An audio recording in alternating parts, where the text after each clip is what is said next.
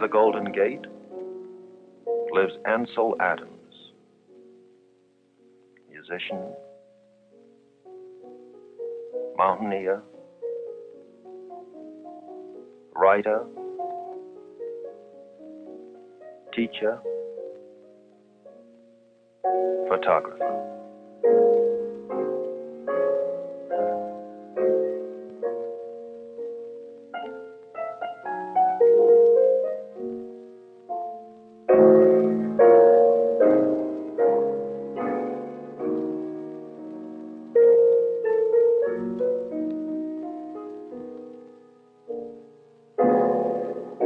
Light, to Adams as to all photographers, is the great medium of revelation. Through its moods, noon brilliance,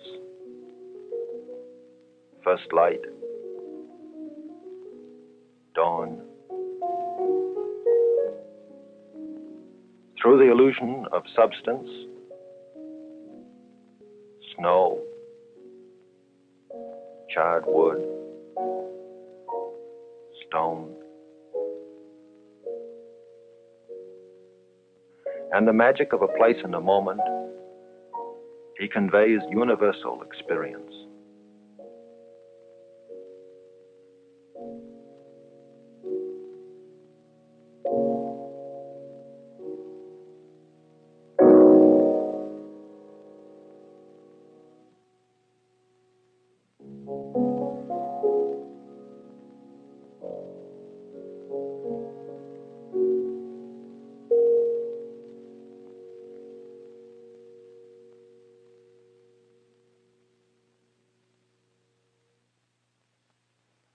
Perhaps music is the most expressive of the arts.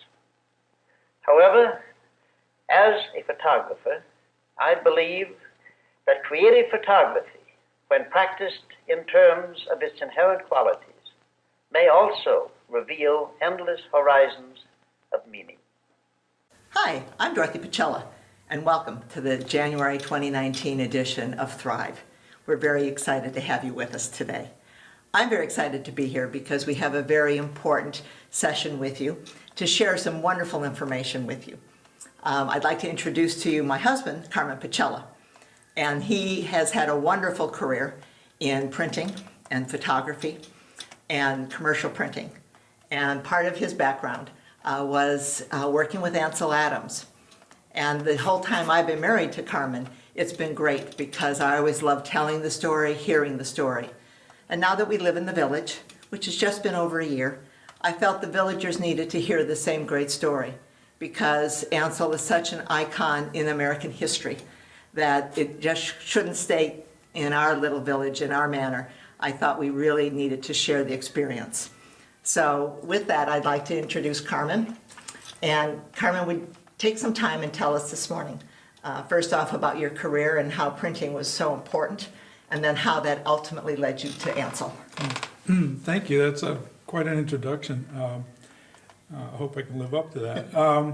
No, in the village here, it's been very enlightening for me working from, and I'm going to take it from the back to the front. Having worked in the village here for the last 14 months, I got to get an very in-depth view of the people that live here. The retired people that live here come from a variety of backgrounds, and the talent in this community is absolutely incredible. The wood shop, the photography department, the jewelry making, the casting, slip casting, and all that in Clubhouse 4. How I got started, it's actually kind of weird because I actually took classes at Saddleback College here back in the 70s, and the marketing class that I had taken, it led me to sort of reach out from my local business to expand to a national business. So it was interesting to be right next door to the Saddleback Emeritus campus here. So it's kind of like a full circle.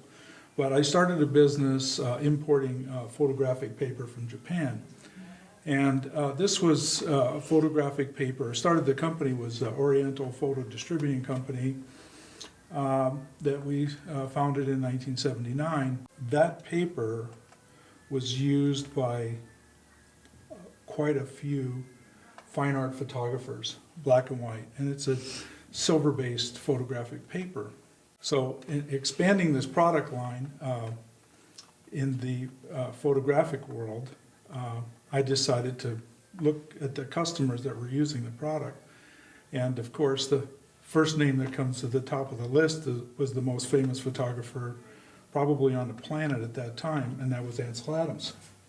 AA, top of the list, alphabetical order, number one photographer on the planet. So I picked up the telephone and I dialed his telephone number in Carmel. And lo and behold, his photographic assistant answered the phone, and it turns out that he was a former customer of mine, and that's John Sexton. Just prior to that, I was selling photographic products, printers, enlargers, cameras, lenses, darkroom equipment. And I became kind of a darkroom guru at the time because I was involved with it so deeply. And so John Sexton answered the telephone, and when we connected on the phone, it was like, old school week.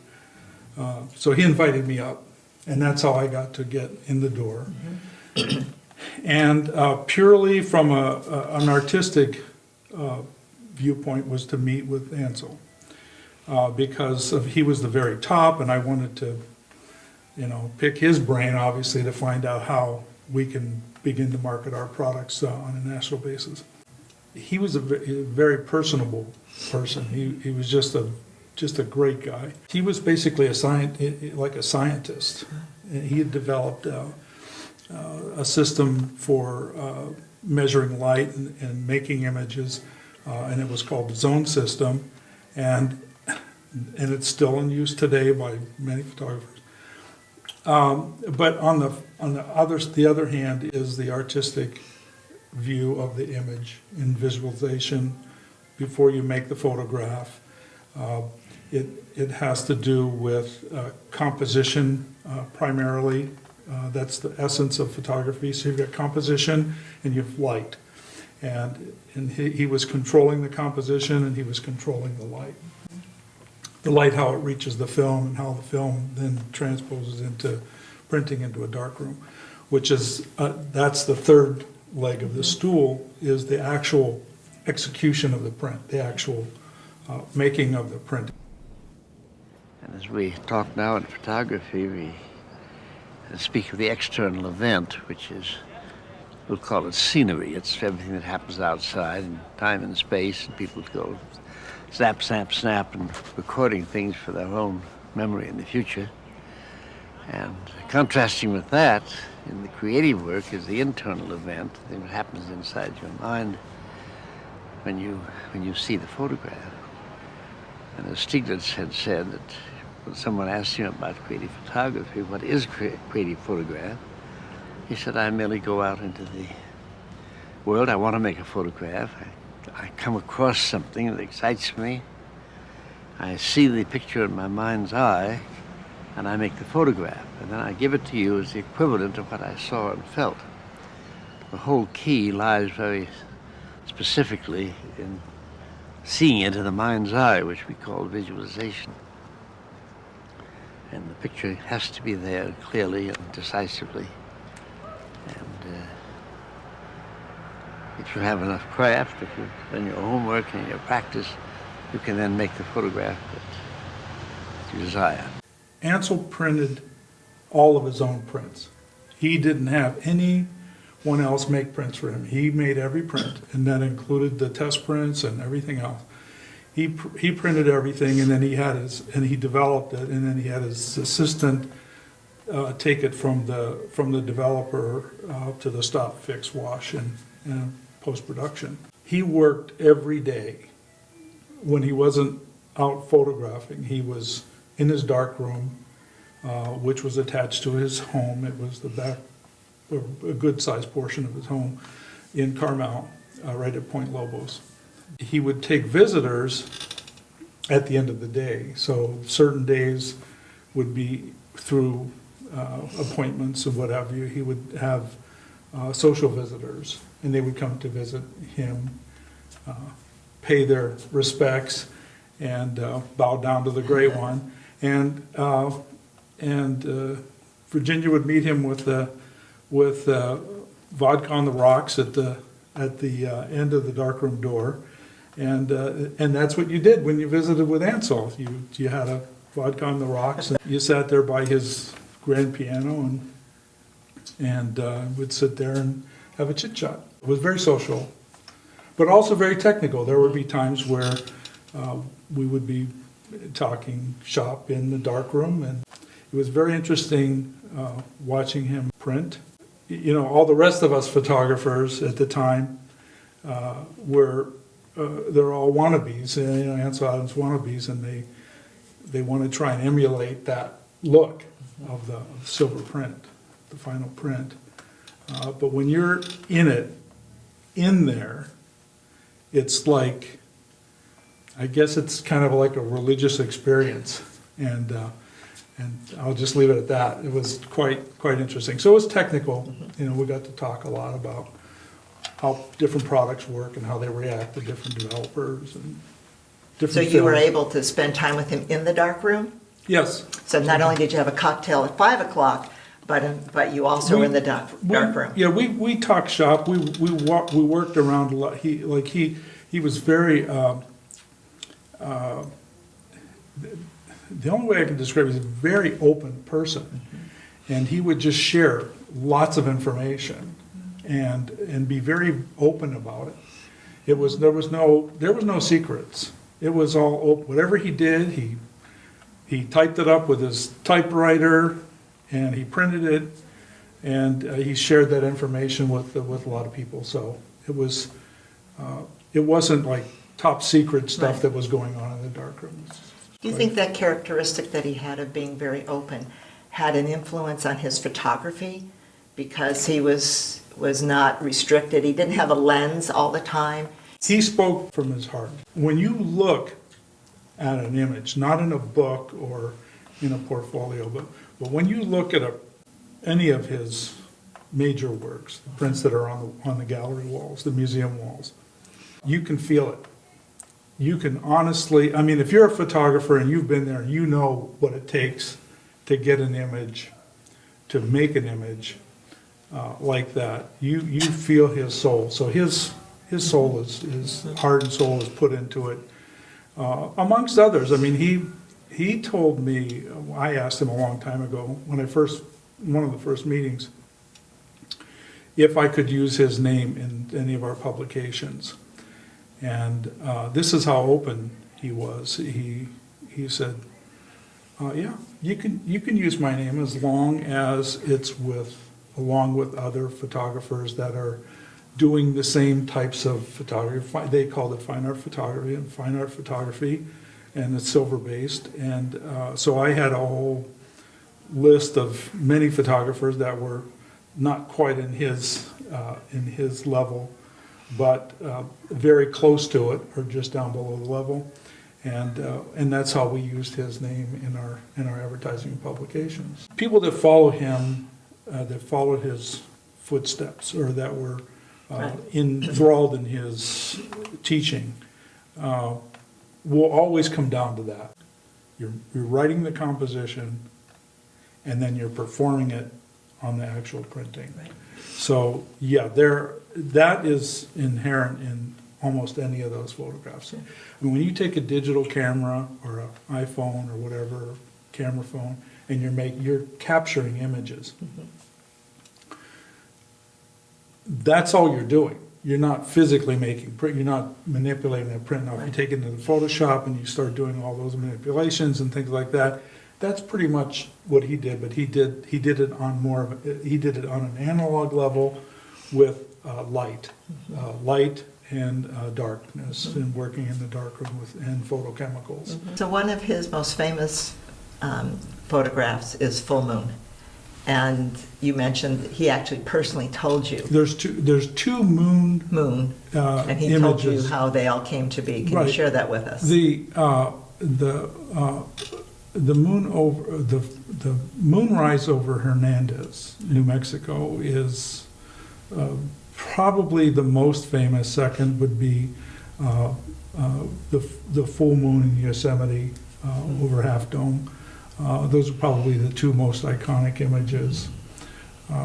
The Hernandez image, and this was told to me, we discussed it briefly because by that time, when I had met him, he had already had a whole lifetime of imagery and collecting and gallery printing and like that. So it was kind of like one of those things where you didn't really want to talk about, because it's like a songster that writes a song that plays it 27,000 times and they don't want to talk about it anymore. Right. And so it's kind of like when I met him, it was at the end of that time period. But it was an image that normally in making an image, and especially with Ansel, they do a tremendous amount of visualization and visualization, thinking about the print before you make before you capture the image onto the film, onto the negative. So his time was always spent setting up the image, Right. getting it all ready and waiting, or even day ahead of time or 2 days ahead of time, checking the sunrise or the sunset, the range of light is the terminology. But so Hernandez, he didn't have that time to do that because it was a spur of the moment thing, driving from one job to another job, and he didn't have the time and to do all of the work necessary to capture that image. And what a lot of people don't realize is that image is not captured the way, it's captured, but then later, at the time he was making the image, he didn't have time to do the right metering, and he just had enough time to get the composition done because he was driving. There's an interesting story with this. Coming back to Santa Fe after a futile day up in the Sharma Valley, and I looked out the window of the car, and here was this scene. Well, this is extraordinary. So I practically ditched the car, and I had companions with me. And I started yelling, get me the 8x10, get me the tripod. But I had to take the front part of the lens off and put it on the back of the shutter. Meantime, the sun was going behind clouds in the west, and I was getting panicky, and I couldn't find the exposure meter.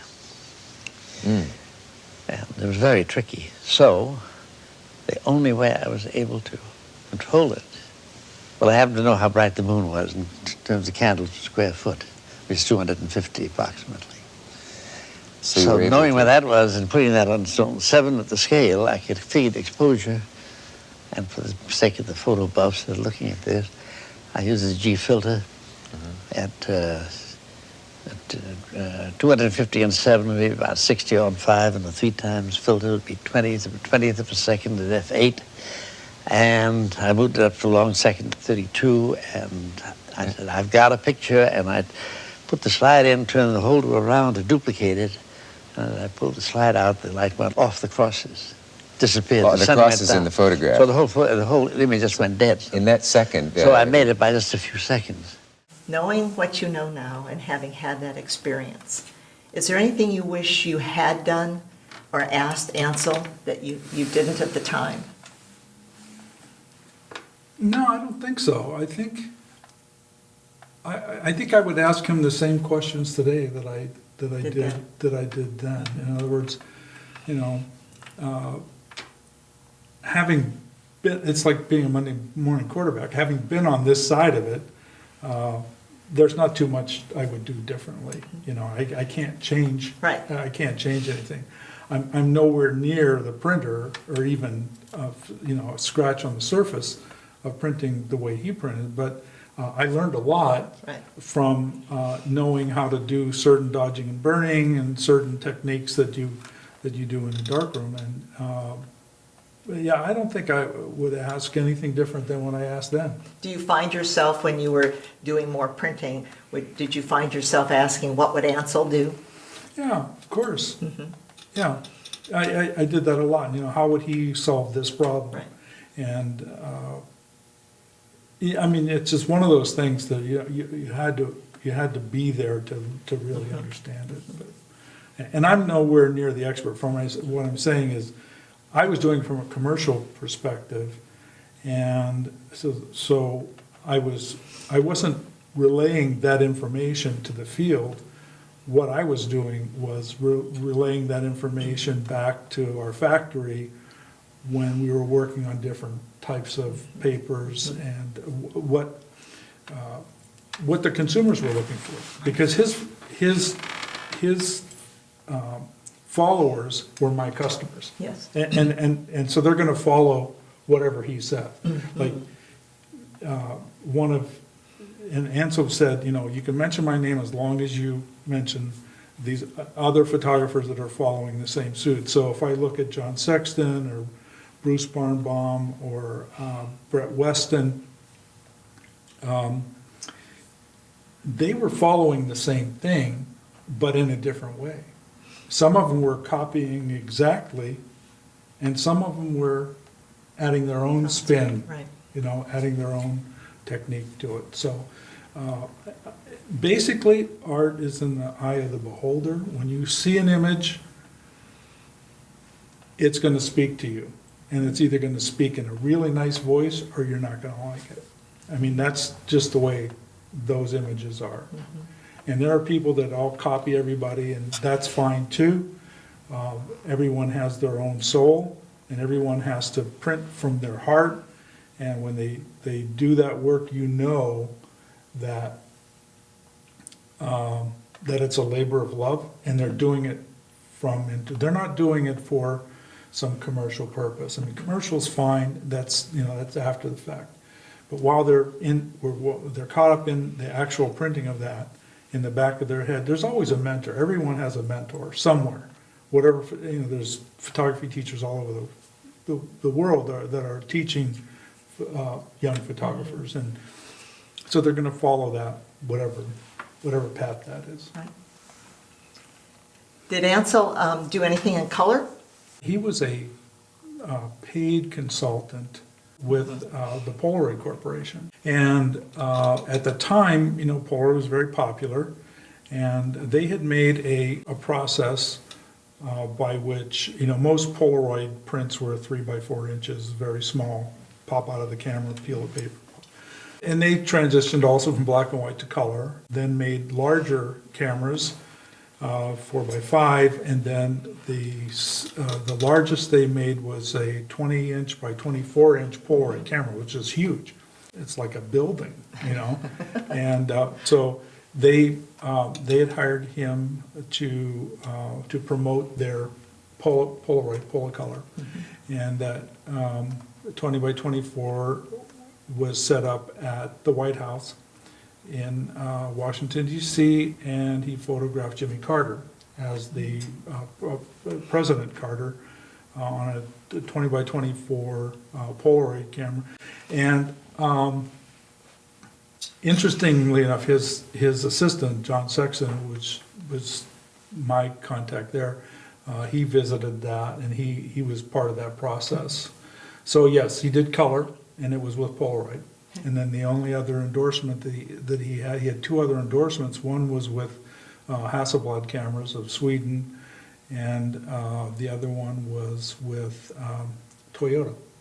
So he did the Toyota, and I remember when I was like 19 years old, in my dark room, I had a poster of Ansel Adams in the High Sierras with his camera shooting a tree, or photographing a tree, and it was an ad for Toyota and the Nature Conservancy, how they were, And this is when Toyota was just getting started in the US. So it's a real historical, I don't have the poster anymore, obviously. But I had that poster. So those were his endorsers. So he was endorsing Toyota, Hasselblad, and Polaroid. Wow, great. Great. Well, that was a great experience. Well, I've never been interviewed by my wife, which is kind of interesting. Thank you, dear. You did a great job. And I'm thrilled to be with the group here at Thrive, and also in the village. I mean, this village is very important, and I feel like I've made a full circle, having had my original marketing classes here at Saddleback in Mission Viejo, and making this full circle back here, retired, and just having a good time. It's interesting listening to you talk about his history with trees and Yosemite and what have you. I can't help but think here at the village how much fun he would have had looking at all 30,000 of our trees. And he should have retired here, even though it was Carmel, that's okay.